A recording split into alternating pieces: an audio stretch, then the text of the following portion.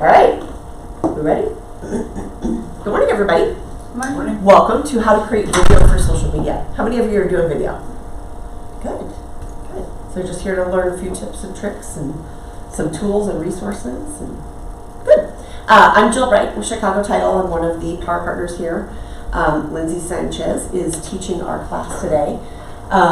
So this is obviously open format. I mean, she's going to teach, but if you have questions, it's a small enough class, feel free to stop her and ask questions along the way. I'm going to turn it over to you. Thanks. Great. So today, how the format of this really is we're going to go into what the importance of video is, which I'm sure a lot of you are aware of, and then we're going to go into some best tips for strategy on how to prepare your videos, and then finally we're going to do some resources that are really good editing tools and things to just kind of make your life a little bit easier when you are creating video, because it can be a little cumbersome. And then to wrap it up, we will do a little hands-on with our cameras, and we will create some video. Alright, so to start here, some notable statistics. I like to start off with this just to kind of highlight the importance of social media today. Video is a consumer's favorite type of content right now on social media, specifically short-form video. So we'll talk a little bit more about short-form video throughout this. And then the human brain retains visual information 100 times longer than it will text. So I thought that was a pretty fun one to share. Last year, online videos made up more than 82% of all consumer internet traffic. That is 15 times higher than 2017. And I think some of the reason for that is, throughout COVID, we were at home, right? We all became content creators. So we all started pushing out lots and lots of content. And so that number skyrocketed of how much video was really being put out there. People share video content with friends twice as much as any other type of content. So if I'm thinking through my Instagram direct messages right now, I know what people are sending me, it's a lot of videos. Video. That's what my friends are sharing with me. Like this stat here, 58% of viewers will watch the entirety of the business video if it's less than 60 seconds. So back to the importance of short form video right now. I know personally, if videos are too long, I'm usually checked out and I'm like, I don't really want to, watch all this. And it's funny because in my mind, I'm like, I can't give 3 minutes to this. When in reality, I'm probably spending like 20 minutes scrolling through Instagram anyway. So it doesn't really even make sense. But that is how most consumers' mindset is as well. And this last one, an average person will spend 100 minutes per day consuming online video. So again, you hear that number 100, you're like, oh my gosh, that sounds like a lot. But if you think about it, in the morning, right? You're laying in bed, you're scrolling, and then let's fast forward to maybe you're in the car at a stoplight, you're scrolling. Like, it just keeps going, right? And it accumulates, and throughout the day, you hit that 100 kind of quickly. Yep. Yeah, I know. All right, so to start, if you are just kind of getting started on video, a lot of people get intimidated about like what equipment do you need, and luckily today you don't really need all that much, especially these iPhones have really good cameras, especially the newest one. One of my coworkers, she has the latest iPhone, and I was like, dang, this cinematic quality is really, really nice. But you can choose to film with a DSLR camera. We use a Canon at our office. An external microphone. So after this, we're going to send out a link with some things from Amazon that you could purchase. We just bought this Bluetooth microphone, just like a little lapel that will go on your shirt. And it was $40 for a set of two, which I didn't have high expectations because I'm paying $40, right? But it actually works really, really well. It's nice Bluetooth, right? No cord, you can walk wherever, and the fact that there was two of them in case you were interviewing someone, I really liked that. So we can send that over to you. But yeah, the microphone can be pricey if you're doing a really nice one, but then you can also find good deals. A tripod, of course, if you're trying to be hands-free. The gimbal's really nice if you have like shaky hands. I know sometimes after I've done like 10 takes, I'm like, okay, my hand's done with this. So a gimbal will just kind of help smooth that out. And then of course lighting. I personally have just kind of moved from like the ring lights, and now I'm using more of those like box lights, because I was finding with the ring lights that the lighting wasn't perfectly even throughout like my entire face. If you have glasses on, sometimes you get those little like circles, you see them in the middle. So we can also send any of the links of the equipment that we're using right now in after this class. All right, so how to prepare. When you're getting ready to do your video, I like to storyboard. I don't like to write scripts because I've noticed if I'm, you know, kind of reading off something, sometimes it doesn't sound very genuine, right? Like you want to act like you're having a conversation with somebody, and if you were, you know, sitting in a listing appointment, you're not reading things, you know, off of a piece of paper. So I like to storyboard, make sure that I know what I'm talking about, right? And you should probably know what you're talking about if you're doing a video about it, but also not reading word for word. If there's others in the video, if you are doing an interview, prepare them for what's to come. We have a media room at our Chicago Title office. So we've got a room that has all the equipment. It's dedicated to video. And I don't know how many times I've seen people come in and they have, you know, their lender partner or somebody with them, and they're like, so what are we going to talk about today? And then they spend, you know, a good 20, you know, however many minutes coming up with, oh, well, we can talk about this, we can talk about that. So it's good to just, if you have someone with you, make sure they know the objective and the end goal of what you want to get across. Making sure lighting is consistent. I was just talking about that. If you're filming indoors, I like to turn these overhead lights off. The fluorescent lights don't do any justice for yourself when you are filming. So I prefer, my absolute favorite is natural lighting, right? Being outside and having some natural light. But if you are indoors, I would be cautious of this and make sure that if you're using a green screen, if the green screen, let's say it's the size of this, you need the light to hit the whole thing evenly, or else sometimes it might not, the background might not appear how you want it to. And lastly, allocate plenty of time. We have, like I mentioned, we have our media room at Chicago Title. There's been people who come in and they're like, I'm a one-take guy, I got this. And I'm like, yeah, okay. We'll see how that goes, right? And it does. It's going to take some time because all of a sudden a camera, for whatever reason, just makes us, I don't know, buckle down a little bit. We're like, I don't know what I was going to say. So just make sure you're allocating time for multiple takes. All right, so some camera ready tips. Making sure both feet are firmly planted into the ground, shoulders are relaxed. To be nervous, or to be aware of any nervous tics, it's good to kind of film yourself, maybe just on your iPhone to start and kind of see, you know, what are some things that I do. I do a lot of hand motions. And not that hand motions are necessarily a bad thing, but make sure if you are doing them, they're not like weirdly low down here, that like they're at a good area to where the camera can capture that and you're not guessing what's going down below. Minding your breath, making sure that you're breathing and you're slowing it down.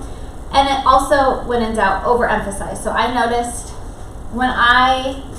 sometimes when I'm talking on camera, it comes off a little bit soft. So I make sure that I over-enunciate on certain things. And in my mind, I'm like, that sounds super dramatic. But when I watch it back, it just sounds a little bit more clear. Being clear in your voice. And making sure you are enunciating without upspeak. So what I mean by that is after every sentence, I like to end with my period, right? Rather than, okay, so today we're going to talk about, and it's like sometimes your voice can kind of go up a little bit. I know especially for females that happens quite a bit. So I always like to remember, put the period at the end of the sentence so it's nice and clear. And then remove any fluff, any filler words to get your point out concisely. Eye contact, and we talked about steady hands already. All right, so now we're going to move into the social media piece. Where are you going to put your videos? So stories. Stories are interesting because they've really only caught on a few platforms. Every single platform has put out stories. There's been, LinkedIn has done their stories, that was a fail. Twitter did their stories, that was also a fail. So as of last year, both of them, they were like, okay, no one's catching on to these, we're done. TikTok, I don't think has really caught on very much either, and I don't know if those are going to be here to stay. But Snapchat and then Instagram and Facebook stories have been a hit. I actually aim to do a story at least once a day. Reason being is on Facebook or Instagram, when you do a story, your little circle, your profile photo is right there at the top, and I want to make sure that I have that real estate of being at the top of the page every single day. Like, I just want to have my face up there one point throughout the day, so I always aim to do one story a day. It could be something so simple, so easy. For example, first thing what I was saying when I walked in here is, oh my gosh, Barrett-Jackson traffic, didn't account for that. I mean, it could be something as silly as that, and saying, hey, has anyone else noticed that, traffic has increased? And then people can vote yes, people can vote no. You start conversations and you get people engaged. The next one, short form video. This is, as I mentioned, the most popular. By definition, it is less than 60 seconds long. That has definitely changed over the last year or so. Instagram, you can do up to 90 seconds. TikTok, some users are able to do up to 10 minutes, which in my mind, that's not really short form video, but it is available for some users. With these, it's micro content put together, whether that's video, whether that's photos. But the point of it is, I think over the last few years, we've gotten a little bit, what's the word? We're impatient, I guess. We've been a little impatient where, give me what I want right now. I don't want to wait, more than 2 days for my Amazon delivery. I don't want to wait more than an hour for my Uber Eats to get to my door when, I'm just sitting on the couch. Like, I want things right now. And so same thing goes with the short form video, is we want the content now. And that's why it's taken off, is 60 seconds. I can give you 60 seconds of my attention. Give me the cliff notes and we'll call it good. What does really well with these tutorials, explanation videos, and storytelling. So it's interesting. Some people will kind of, sit in their car and they'll talk a little bit about their day, and you think, oh, nobody would, care about what I have to say, but people do. People are tuned in because it's relatable and it makes you human and it allows people to trust you, and so that stuff does work. Long form video, that's going to be typically over a minute long, and YouTube allows you to do up to 12 hours of video. That used to be 24 hours of video, but I know none of us in here are going to be doing that anytime soon. Long form video, also for storytelling, webinars, online courses, and Q&A sessions. So if you were to do some sort of interview, this is how I would envision this interview going, is you'd have the longer form video, that would go to YouTube, and then you can take that, you can trim it into like questions, right? So if this interview consisted of 6 different questions, you slice it up and you have question 1, 2, 3, 4, 5, 6. Each one of those is going to be its own individual clip after you cut it. And then you can use, all right, clip 1, we'll put it on Instagram week 1. And then clip 2, we'll put that clip on Instagram then. And then you can start to move it and say, okay, well, we did Instagram for clip 1 this week. Next week, we'll put that over on YouTube Shorts. The next week, we'll put it on TikTok. And so you're using that content, sprinkling it on different platforms, and you're basically elongating, its lifetime of, oh, it's out here on this platform week 1, and then this platform week 2. And so it can live on longer than it typically would if you just put it on one platform all at the same time. All right, live streams. So live streams are basically on every single platform. What I like about it is, for some, not necessarily all people, depends on their settings, their personal settings, but I like that it notifies you, right? So if Jill's going live, it says, Jill Bright is going live, click to watch. And I'm getting a notification. One, it's nice because Jill's getting some FaceTime. All of a sudden, I'm like, oh yeah, Jill, she works at Chicago Title. Wonder what she's up to. And then also, I have the ability to tune into her video. All right, so this is a great slide to keep in mind for right now on all these platforms. What is the optimal length of what people are, really consuming? What do people enjoy on each platform? So Facebook, 15 to 90 seconds. Instagram feed, 30 to 60. Your stories is going to be 1 to 15, TikTok 15 to 60, LinkedIn 50 to 60, but YouTube, notice that that's in minutes, 7 to 15. So all this first 5, they're all about the same, whereas YouTube's kind of the outlier there. Just goes to show that, again, that 30 to 60 second range, that's the sweet spot. That's what we kind of want to aim for. Like I said, if you are in your video that you've created, if you've been talking for 5 minutes, that's okay. Like, let yourself kind of do your thing, ramble on. You can cut it, right? And you can cut it down and take out the parts that, you know, really make the point come across. And what people are doing now, and you've probably seen this on Reels or TikTok, is you kind of cut yourself off right when you finish your sentence, and then you go into the next one right away without there being any pauses. So people are definitely cutting things really super short without any fluff, and then it's like, I can say, hi, did you know that video, blah, blah, blah, and then right to the next clip, and then right to the next clip. And sometimes there are different angles. People like that fast, no fluff, so that's something to consider. Alrighty here, notice in the middle, more than 500 hours of video is uploaded to YouTube every single minute. That's crazy to me. But you know, YouTube is a force. It is a power source throughout the internet, and it is, of course, is owned by Google. So by, you know, kind of making sure that YouTube is a part of your marketing strategy, that's also going to help with all other platforms, right? So Google, you know, Google's kind of king. When you have your Google business page, you're helping optimize your presence online. And everything that you do on every other website, whether it's Facebook, LinkedIn, YouTube, everything you do offline is what it's called, that is all helping your rank on Google get higher and higher and higher. So the more content you're putting out there throughout the online universe, you're going to just keep growing up that Google ranking. So because YouTube is owned by Google, by doing all of those things on YouTube, that's going to give you even more power to move up in a Google search. All right, some tips here, starting with a strong hook. Whenever I'm doing video, and you can kind of go through our Chicago Title Arizona page, and you can kind of see some of these tips that I follow.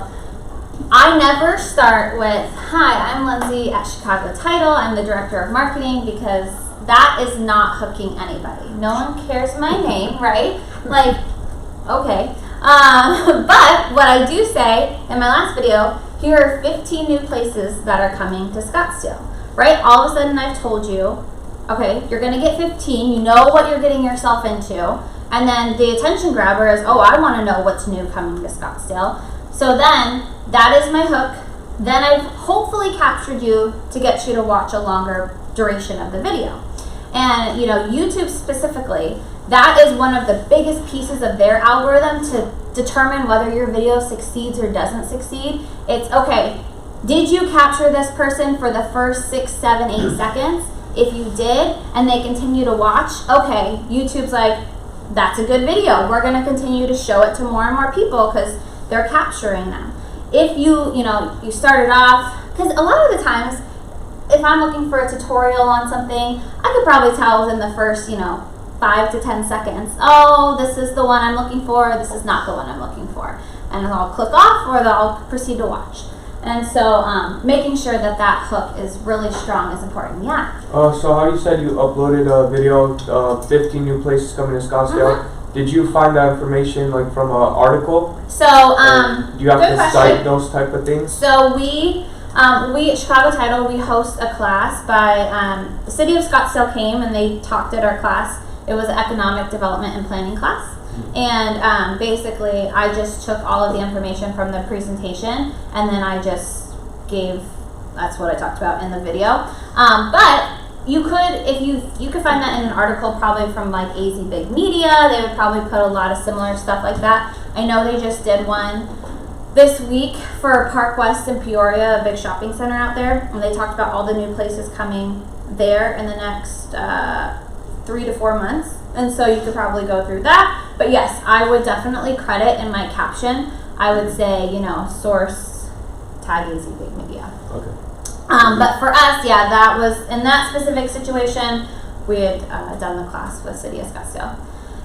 Alright, stay within your brand guidelines. When viewers come across your video, they should know right away that it is you. So what I mean by that is on YouTube and Instagram and TikTok, you get a cover photo for your video. So that cover photo, a lot of the times people will opt to make it easy and they'll just pick, a thumbnail from the video. And that's a couple faulty things with that. One, it's not high resolution. So if you're just picking a frame from your video, it's usually like you're like moving in the middle of it, so it's kind of a little bit blurry and it's not super clear. Also, sometimes that doesn't really capture what your video is talking about. So that's why, having a really strong thumbnail or cover photo, that's why that's super, super important. And on that, I like to include our branding. So I will include our colors, I will include our logo, I will, it's important to also have your face. For me, I wouldn't put my face on it because it's for Chicago Title, but for you guys, putting your face on there, that is representing your brand, because truly your face is your brand. That's what people recognize on your business cards, on your social media. So making sure that as soon as they see it, oh, we see the gold, we see the black, we see Chicago Title, yep, that's them, and they know that this belongs to you. And then this tip at the bottom, when thinking about your topic, think about things that will impact the consumer in their day-to-day lives. What value are you bringing the end user? I'm going to talk about that here in a second. 85% of video is consumed on a mobile device. Or 85% of video consumed on a mobile device is watched on silent.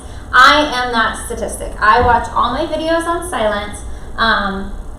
I don't know why. I think sometimes some of the noise just bothers me, so I like to watch it on silent. So with that being said, I like to add captions on my videos, right? Not all of them do I do it. If it's super busy in the background, I don't do it. But if it's not busy, I will put those captions on there so people can follow along in case they are one of those 85% of people watching it on silent. I know I'm guilty of that when I'm at the grocery store, if I'm in line, I don't want to disturb the people around me. I'll watch video on silent. Making sure that you show your face. Like I said, that is your brand recognition, is your face. So making sure that it is there. That is the most challenging piece, I think, for people creating video. That is the roadblock that a lot of people face, is they're like, oh, I could talk about this. I know this topic all day long. Oh, but I don't want to put my face out there because I don't like the way I look today. Maybe I'll do it tomorrow. I'll look better. And then each day you make enough excuse for, okay, I don't want to put my face on video. I know Jill, she's going to do lots of video with her face this year. I'm so excited. I despise video. I would tell everybody to do it, but I don't practice it. It's hard. Yeah, it's definitely like a mental thing you got to get over. But like I said, that's what people recognize as your brand. And so putting your face out there is a good thing. I will say, like, if you don't watch it back, you just film it, post it, then that's the only way I do it. Because if I watch it back, I'm like, ooh. I know, and the more times you watch it, weird, yeah. Or I sound weird. And no, it's just how I sound and how I talk and how I look. So I don't think that. I know. And that's what I said, you're in your own head. So like I said, the only stuff that gets posted is if I haven't replayed it a bunch of times. Like if I didn't fumble through it, I'll post it and then move on with my day. Yeah. I can't. Which is, I think that's a good rule of thumb, because if you think about it, like if you're sitting in a listing presentation and you fumble through your words, you're not like, oh, just kidding, forget all that, redo, we're starting over, right? Like that's just genuinely what it comes across as. And so you take it for what it is. Using you language. So I like to do that because everyone likes to talk about themselves. And we want to make it about the end user, right? So I'm saying here are 15 things to look out for in Scottsdale that will help, drive the value of your home or something like that. So we're talking about you, and I'm not making this about me, because it's easy for me to say, oh, let me talk about, here's the reasons why I think it's good to buy a home in 2023. let's talk about the end user. So I like to kind of flip that narrative sometimes. And no effective marketing video is complete without a solid call to action. So I always at the end will tell people either you're going to come follow us after this, subscribe if it's YouTube, comment below to tell me what you're most excited for that's coming to Scottsdale. Whatever that is, I always want to end with a call to action. And for me personally, the metrics that I like to look at the most is I like the share and the save metric, because I believe that if someone's sharing it to a friend or they're saving it for later, they find it valuable and important. If they, do a little double tap like, they might enjoy it, but they didn't think it was like, oh, this is so good, like I want to come back to it. That save and that share tells me that people found it very valuable. And if that's one person or two, that's okay with me, as long as I really got that message through to somebody and made a difference for them in their day-to-day life. Any questions on any of these tips? All right, so now we're going to get into the editing piece. All right, here. So here are some apps that we've played around with our marketing team on, video editing and what we found to be helpful, not helpful. So Quik is one. This is originally created for GoPro. So if you guys ever have had a GoPro, you probably are familiar with Quik. It's pretty it's pretty intuitive, right? It's easy for people to kind of navigate through, put their videos together. They do have a library of songs too, if you wanted to put some stock music with it. And they do the automatic sync to video to music, which I always really enjoy that. We're going to talk about that in a little bit. It's a little bit more elementary, so some of the features aren't as good as others. Splice is another one that's really good at putting all the clips together with some good transitions. Again, they also have a good music library. It will also sync to the beat of the song. And same con as that last one is that sometimes it will crash, but that's really a glitch. That's something that you're going to get with a lot of different apps, whether it's video or not. This one I think is one of the more popular ones that I've heard from agents that they are using is Adobe Premiere Rush. There is a desktop version, there is an app version. If you're familiar with any of the Adobe Suite products, this will probably be a little bit easier to kind of get to learn. It is slightly more advanced than the previous two, but not by much. Let's see, so this actually is different. So no vertical editing ability, that has changed since I created this. They do actually have the ability to do that now, which is helpful for your social media stories or your reels.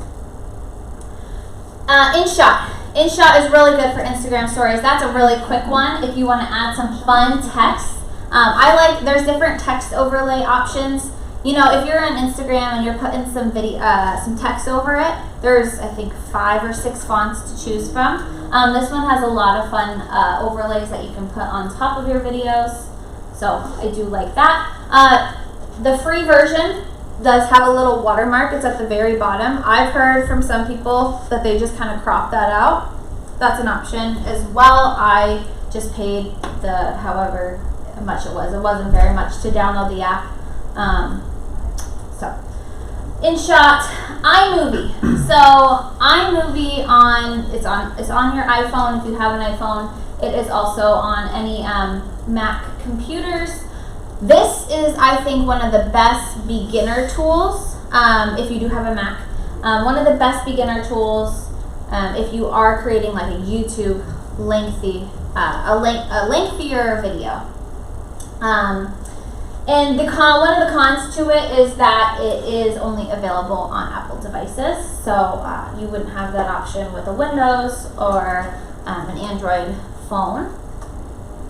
KineMaster, so the video, this didn't go with it, but KineMaster, this one's a little bit more advanced.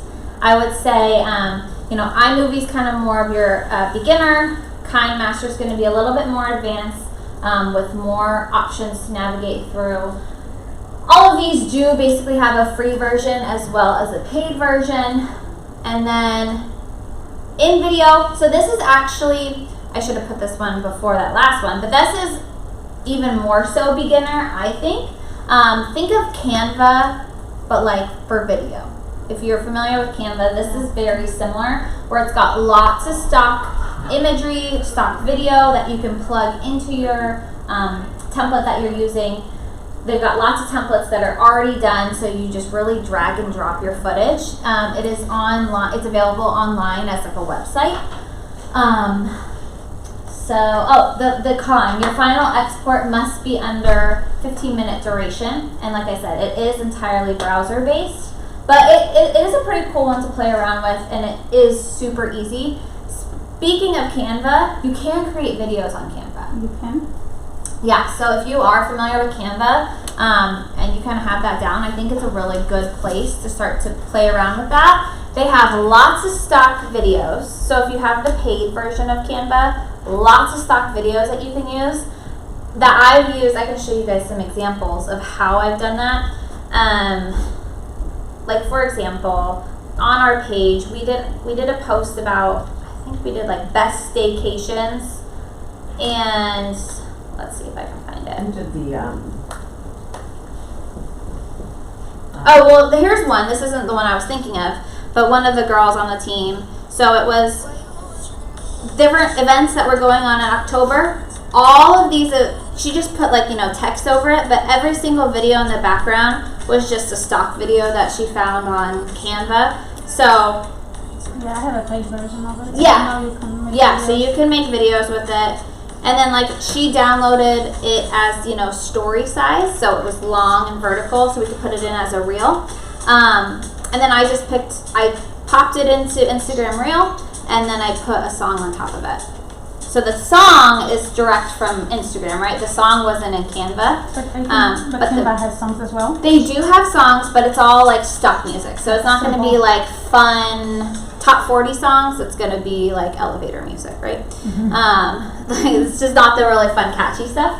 But they do have music, yes. And then all that stock video is really easy to use. You just drag it right in. And then this very last one here is the most advanced that I have played around with, Final Cut Pro. It's also pretty pricey, so I would say this might not be my first choice if I'm kind of starting to dabble into video. This would be a more advanced editing tool. It is only available on the Mac, but yeah, Final Cut Pro is a pretty fancy video editing app platform. Yeah. Okay, so any questions on that? All right, so now what I want us to do is I want us to just create a video right now, just so we're leaving with something tangible and that we feel comfortable getting into video. We don't necessarily need to put our faces out there today, so don't worry about that. But I want us to all use Instagram templates. Have you guys used the templates yet? Yes. No. Okay, so you guys have. So in Instagram, if you guys want to open up Instagram and you want to go to your Reels, at the very bottom, there's the Reels tab. It's that one right in the middle. Yeah, everyone's volumes are going to start playing, so don't worry about that. When you click through that and you start to scroll, you'll notice, let's see if I can find one. You'll notice somewhere in here, there'll be ones that say use template. So right above the caption at the bottom, right above the person's name, there'll be a button that says use template. Not every post has this. Only some posts have the use template button. The templates are going to make it a really easy way for you to start dabbling into video. If you are not already creating Instagram Reels, use template is definitely what I would suggest. Basically what it does is it takes whatever audio is in this video, it's going to use that same audio, and it's going to use, let's see, on this one. So you notice every time they kick is when the beat drops, right? And if you're like, well, I don't really know how I'm going to time this out, if you hit use template, it tells you the first clip is 4.5 seconds, the next is 1.5, the next is 1.6, and the next is 1.9. It's telling you that. All you have to do is put your media in there. So, let's see if I can find anything good. So if this was my first clip, this was my second clip.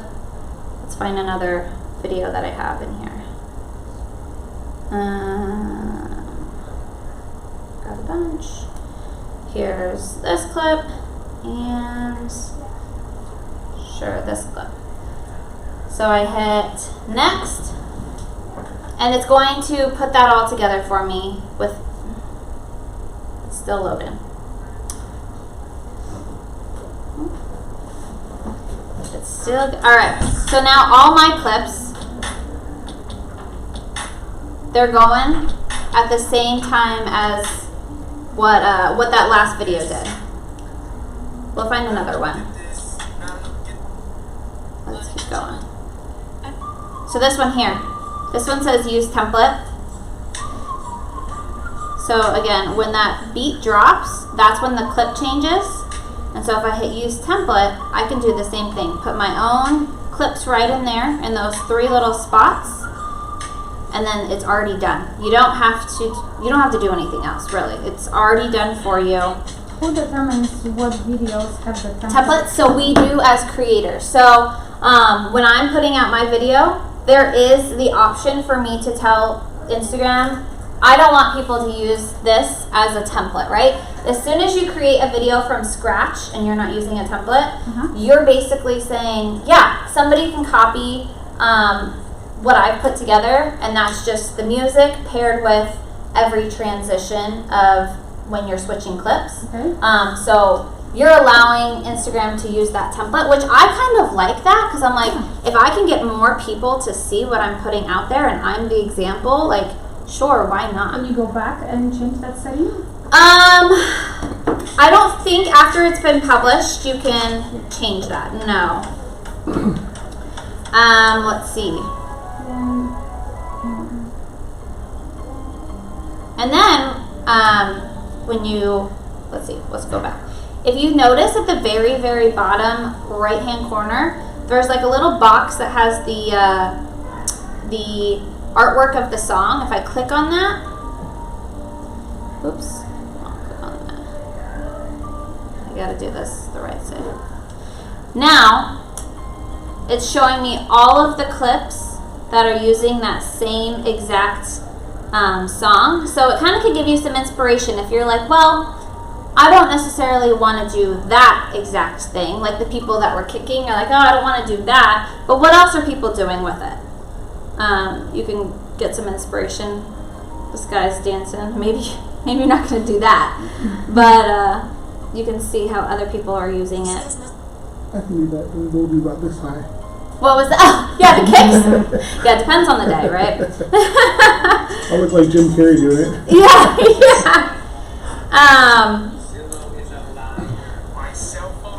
This. Vismo gets less dough. You don't even have a printer. What are you thinking? I mean, yeah, if you just wanted to use anybody's templates, that's what I would encourage you to start with. That's the easiest way to get into starting to do the short form videos, those templates. Also, something to note with that is you notice with all of these, there's multiple videos put together. So it's, let's say 4 or 5 clips that are all put together. It doesn't need to be 4 or 5 clips. It could literally be 1 clip. You don't have to do multiple. Instagram came out last year and said, any video that is uploaded to our platform is considered a reel. Whether it is within that 90-second mark or not, they're still considering it a reel. The only thing with that is if you want to do all the editing features yourself, where you're putting in the music, you're putting in the text, all the transitions, if you're putting like a masterpiece together, the max you can do on that is 90. But if I just already had a done 2.5-minute video and I wanted to upload it in there, it'll take it, it'll still make it a reel. Like I said, you just can't do any of the Instagram editing on it. It just takes it how it already is. So that is, what are some other, tips. I feel like we kind of ran through that kind of quick. What are some questions? So there was one the other day where they were talking, like one person was, it was the same person, but one was like asking Yeah. a question to like yourself, but you're Yeah. like another person. How do you do the transition? Like, Like, how do you was stop it- it like that? Was it were they like side by side on the screen, or was it like one clip and then it went was to like the one, next it clip? was one clip, one Yeah. clip, one clip, but it Okay. like kept going back and forth, and I So basically, what that person did is they probably had like, I don't know, let's say 5 minutes worth of video. They had it propped up, right, hands free, yeah. where it was here, and they probably just sat on the side. They did all the questions that they had on this side, and then they stopped it. They came over here. They're like, okay, now I'll do all the answers as this person. So then they hold it. They roll through all the answers within 5 minutes, let's say, and then you're going to take those 2 5-minute clips, And chop. and they're probably chopping it up. They're like, okay, I'm going to take question 1. We'll slice that down to 15 seconds. Question 2, slice that down to 15 seconds. Question 3, slice that down. Same with the answers. Let's slice that into 15, 15, 15. And then when they upload it, they're going to order it the way they want it. They're like, okay, question 1's here. Now we'll put answer 1 here. Question 2 is here. We'll put answer 1. So basically, they probably, if I were to do it, I would film it all at once. And then at the end, do your slicing. And then when you throw it into Instagram, you're going to order it. Like, okay, I want question, answer, question, answer. That's how I would do it. Because they're not like She was getting in up, two different. She getting was, up. Yeah. She was in 2 different outfits, and it was Yeah. like, how do you keep going Yeah. back and forth? Yeah, she probably was just all of the answer side was filmed in one outfit. Sure. All the question side was filmed in another. To that point, though, there is a feature that people are starting to use a little bit more and more. It's called Layout. So it's on the Instagram Reel platform, and basically what it does is it cuts the screen in half to where I can film me, like on this side, if I was like, you know, what's a good amount to put down for a down payment? And then as soon as I film, it'll open up the second half of the screen. And so I could literally be having a conversation with myself as both Lindsays are on the screen. It's okay. I would have like myself here and then myself again right here, and it's all within the same frame, which is kind of cool. But if you're in Instagram Reels, look for the button that says Layout, and that's how it will slice it for you. You can do it vertically, and they also allow you to do it horizontally. So that's kind of cool. Because I've seen that where there was one person I was scrolling through, and I noticed that it was like the same person, and I'm like, oh, I didn't know they had a twin. And then I had to stop, and I was like, wait, no, they don't have a twin. It's literally them 2 times on the screen. But yeah, it's kind of trippy, and it's definitely cool. So that's a fun new feature to try out on Reels. Another one that I've been using quite a bit. I've been using it for a while. I really like it. If you look at my, 15 new places,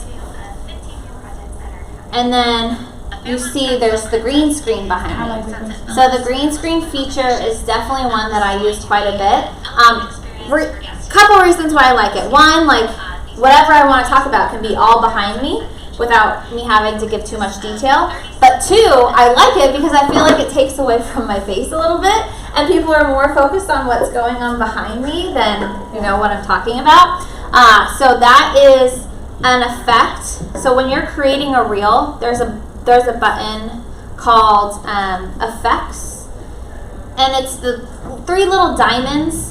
It's like, it's 3 diamonds, stars, whatever you want to call it. So in effects, and then you're just going to search in here. In the search bar, you're going to type in green screen, and when you put in green screen, there's a bunch of them. There's a ton of them. You want to pick the one that's the first one, but it says green screen by Instagram. The reason I say do the one by Instagram because it's less likely to glitch. All these, 20 other ones, they might not really work as well. I know this one's going to work best because it's made directly by Instagram. And so I'm going to use this. Now it's going to allow me to add my media. And so let's say, I don't know, let's say this was the background right here. I can, let's put myself, I can be here, and I can be talking about like what's going on behind me. That's cool. Yeah. I So- thought you were gonna like cut yourself out. Nope. It's just picking up my face from the camera, and then the background is just whatever I picked from my camera roll. You can make yourself smaller. So if I took my fingers and I made myself smaller, I could put myself up here. Oop. That's cool. Yeah. So let's say you had a lot to talk about. Your face can still be on it, but you can also see the full screen. So the green screen one is definitely one that I use a lot. Like I said, I like that it kind of takes away from me, and it's nice to have that visual behind me. Could we also just use TikTok for the templates because they might have Yes. more, and then Great just question. move the same video? So, yes, absolutely. Here's my recommendation with ever cross using the different platforms. Whether you're starting in Instagram or you're starting in TikTok or you're starting in Shorts, wherever you are, before you hit publish, download that video to your camera roll. It's right at the very end, right before you hit publish. Everything is all, sliced together. All your clips are together. Your text is on there. It's all ready to go. But as soon as you hit publish, that watermark goes on the bottom. The watermark goes on there. So then if I'm to save it after it's been published, then it's got the TikTok watermark. Instagram hates that. They're like, oh, you're promoting our competitor? Like, no, we're not going to give you as much reach on this because we've got TikTok all over the screen. So I tell people to save it before you publish. You can download to Camera Roll, save it before you publish, and that way that watermark is not there. The only thing is it won't take the music with it because that music is only licensed in the TikTok library or it's only licensed in the Instagram library. So the music won't come with it, but that's okay. You can just pop it into Instagram, find that same song in the Instagram library and use it there. So that's just something that I've gotten the habit of doing is saving it. Also, I save it because just in case it glitched as I'm trying to upload it and then all my work got lost, I'm like, okay, at least I have that video put together, saved to my camera roll. Yeah. I don't want to get all technical, but could we also, so if we couldn't find the same song on Instagram, could we save the video without the watermark, but then go and screen record just the audio from TikTok and then go into one of these apps? You can, but I would not advise it because I actually got my account Flagged. Yeah, my account. So I woke up one morning and Instagram suspended it, and I was just like, why? And so I appealed it, and actually the reason I got kicked off is really stupid. But they said, oh, on September 18th, 2021, you post a story with a song that is not in the Instagram library, and I had done that. It wasn't a screen recording, but whatever. However, I got this song. It wasn't available in the library, and so I never got it back, and I had to start over. I'm still very bitter about that. I know, and honestly, I didn't really care about the followers or any of that. I had so many family memories on there that I just really wish that I had saved, and I was really bummed about that. But first world problems. but yeah, so I would advise against it just because I've known a lot of people to get their stuff flagged and suspended, and then they just don't get it back. How would you use this song? Was it just playing in the background? I think that's what it was. Because I didn't remember. This was in last May, and they were referring to something that happened the previous September, so I honestly didn't remember. And this song name, I was like, I don't even know what that song is. So all I could think of is it must have just been playing. If I was out at a restaurant and the music was captured behind me, I don't know. But they were like, this is not a song that we can use on Instagram. I'm like, okay. Well, the story's gone. It was 24 hours, but I appealed it left and right, and it was just a nightmare. So I didn't proceed with that. That was a really good question, though, because I get that a lot, of how you can kind of use that same across all platforms. What other questions do we have?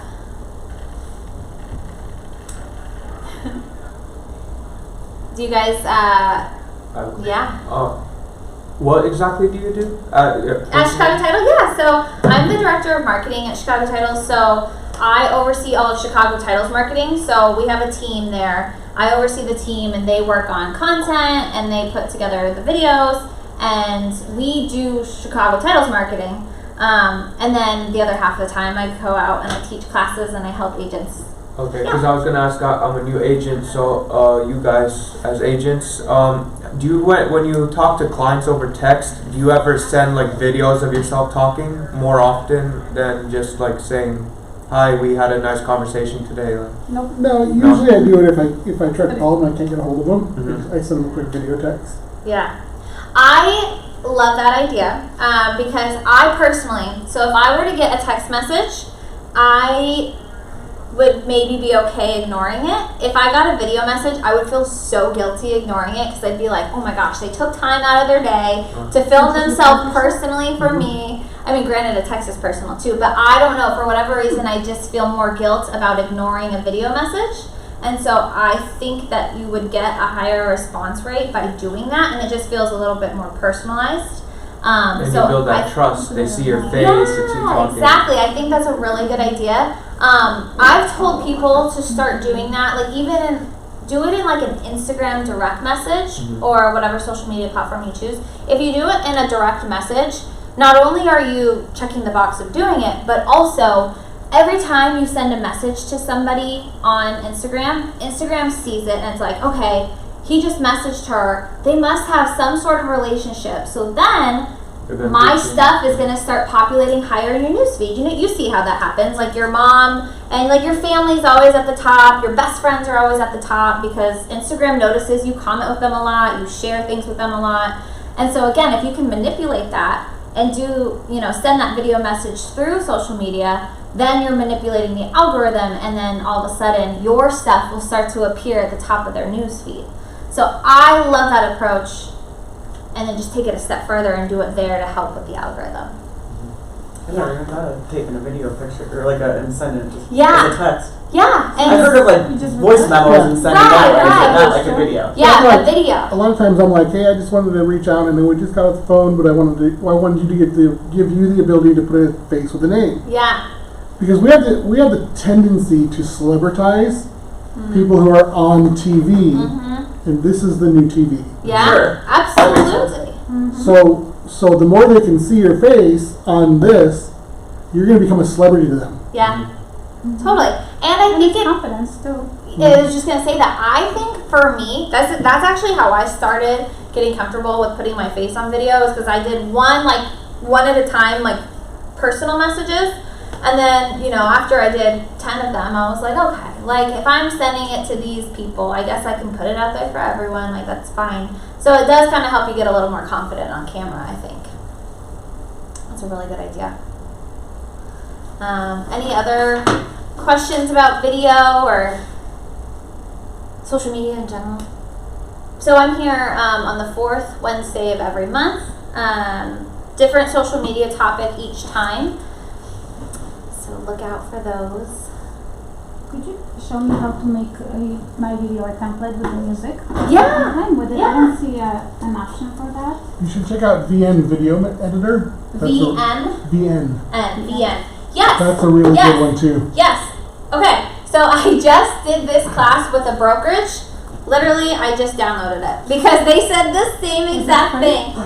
It's really, really VN. good. So like Victor and then Nancy. Nancy. I was like, I don't know. Nightingale is what I was gonna say, which is such a weird word. VN what? Just VN? VN. Okay. VN Video Editor. So yeah. yeah, if you're making a reel, right? Mhm. And let's say which one. Just do this one.